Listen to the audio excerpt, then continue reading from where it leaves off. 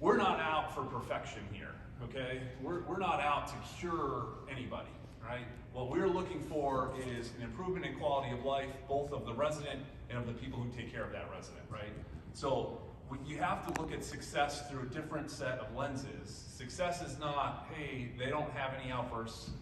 The success is they used to have 5 outbursts a day and now they only have 1 a day, right? That's huge, right? That's huge. So again, make sure that you're level setting what your expectations are and not saying, hey, this has to be perfect or we're not going to do it. Is it better, right? Don't give up better looking for perfect. All right, so let's talk about some of the stuff that's on the horizon here. We got 10 or so minutes left here. This is a chance for Mike and I to both be giant pharmacy nerds. I promise we're not going to get that deep into the woods that I'm going to lose the audience here, all right? But you need to know that as the population ages, the expectation is that you're going to see more and more dementia, whether it's Alzheimer's type or some other type. And this is going to continue to again, need care. These are going to be the folks that are coming into the assisted living, to the memory care, to the skilled nursing world that we see on a daily basis. So there is a lot of attention being paid. Why is there a lot of attention being paid?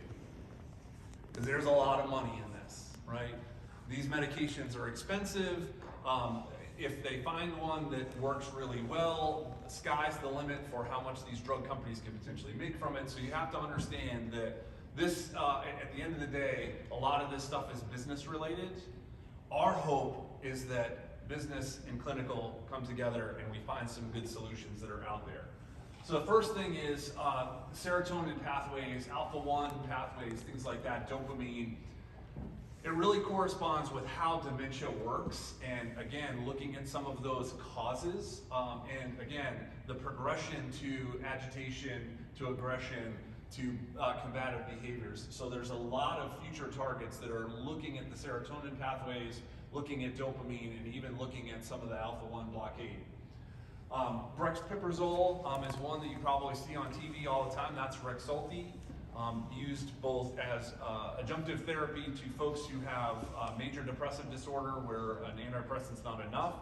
They're using it, and there's phase 3 clinical trials going on right now where they're using it specific for folks that have combative behavior, particularly combative behavior, and it's showing, again, good outcomes as these phase 3 trials are being released.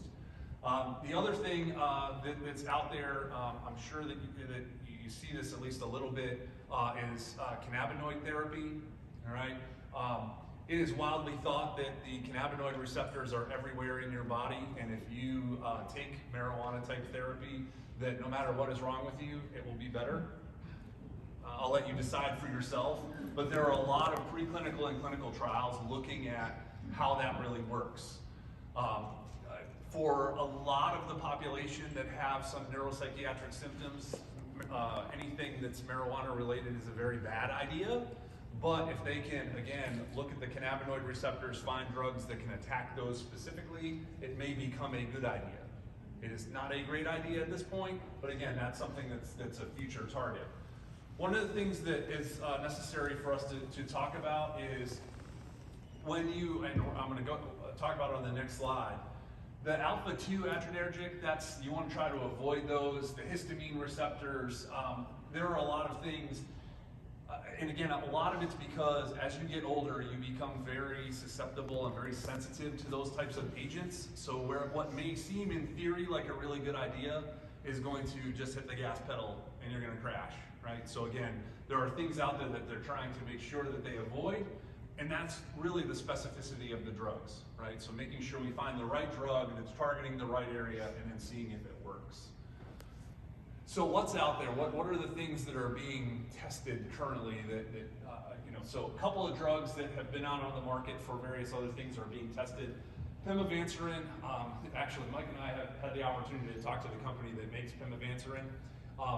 They're getting agitated because a lot of their drug trials are not proving the results that they thought they would. So for Parkinson's disease folks that have some aggression, it works really, really well, but for other types of dementia, it does not. But again, what they're doing is they're trying to adjust the chemical formula to then see if they can get it to work more so for these particular folks with dementia. Prazosin is a drug that's been around forever. It's been around since the 1950s. Actually, I think 1957 is when it first came out. It is showing actually some really good promise, particularly in agitation associated with Alzheimer's. It's a blood pressure medication. It's also the drugs that are used for prostate issues, things like that. But really what it does is it opens up those blood vessels so that there's not as much blood flow to some of those areas that could be causing the agitation, the aggression, and it has a tendency to calm that person down. So you may see it off-label currently. You may see someone who doesn't have any blood pressure issues on Prazosin for that particular reason, but there's a trial called the PEACE trial that's out there that they're actually testing it specifically for agitation. That's, again, is looking very positive. MP101, I don't want to get, again, too deep in the weeds here, but it's different pathways in the brain. This is actually the mitochondrial pathways. A lot of the theories around particularly Alzheimer's disease is that your brain's not getting enough energy, and that's why it's shrinking. Hopefully we all know that at Alzheimer's, when they do the autopsy after someone passes away, the brain has actually shrunk down. So the idea behind some of these is, well, what if we provide alternative energy sources, keep the brain active and functioning? Can we reduce some of these other symptoms of psychosis, aggression, agitation, things like that?